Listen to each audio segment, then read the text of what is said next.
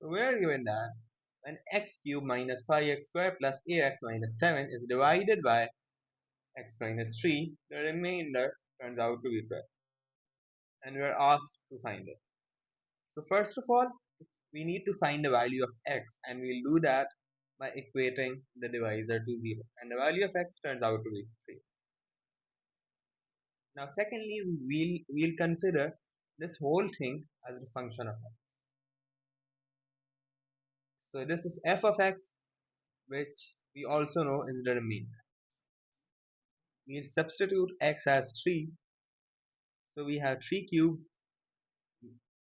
minus 5 3 square plus 3a minus 7 is equals to the remainder, that is 12. And this turns out to be a simple equation which we'll solve.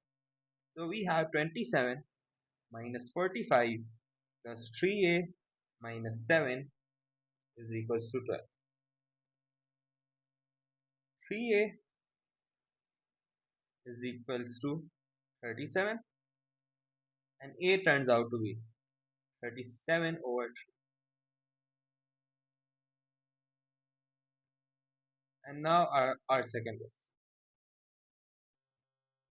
So we are given that x plus 2 is a factor, that is the remainder turns out to be 0 of this.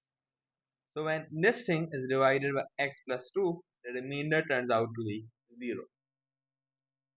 So we'll do the same thing. The sequence of steps remains the same. First, we'll find the value of x, which turns out to be 2. And then we have f of x is equals to 5x cubed minus 12x squared plus px minus 25. We'll substitute the value of x as minus 2. Just a second while I substitute the values. Plus px minus 25, and the remainder turns out to be 0 since x plus 2 is a factor. And this again turns out to be a simple equation which we solve. So we have minus 40 minus 48 minus 2p minus 25 is equals to 0, and p turns out to be minus 56.5. You can also leave your answer as a fraction. This is our answer. And our last and final question is this. So we are given that x squared minus 3x minus 4 is a factor of this thing. And we're asked to find a and b. We're asked to find two variables which indicates that this might be solved simultaneously. And appreciate the fact that since this is a factor, solving this will give us two roots. And then when those two roots are substituted into this, the remainder should be 0, and this shall allow us to form two equations which we can solve simultaneously to find the two variables.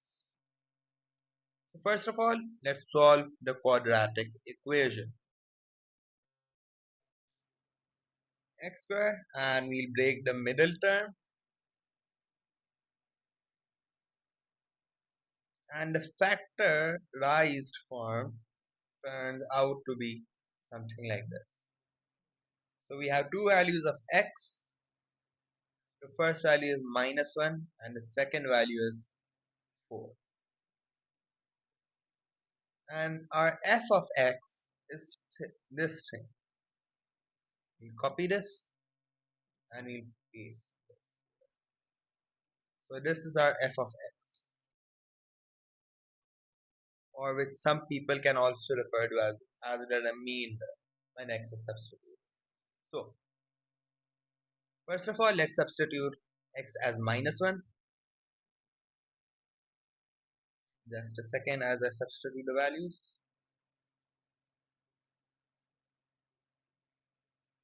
Plus 2a is equals to 0 since this is a factor. And the simplified version of this equation turns out to be a plus b is equals to minus 5.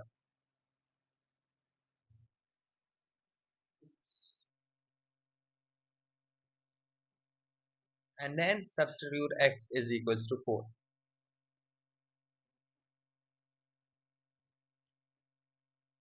So 4 square b minus 5, 4 plus 2a is equals to 0 since this 2 is a factor. So our second equation in this case shall be 66a 66a plus 16b is equals to 20.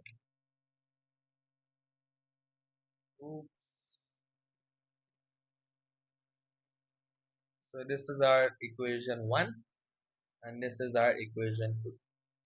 And from equation 1 we can form equation 3, which is b is equals to minus 5a.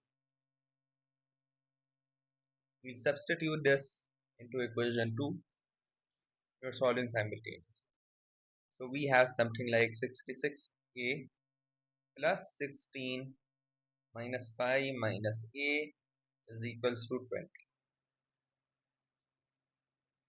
In the simplified form, this turns out to be 50a is equals to 100 and a turns out to be 2. Substituting back into equation 3 will lead us to find the value of b, which turns out to be 7, minus 7.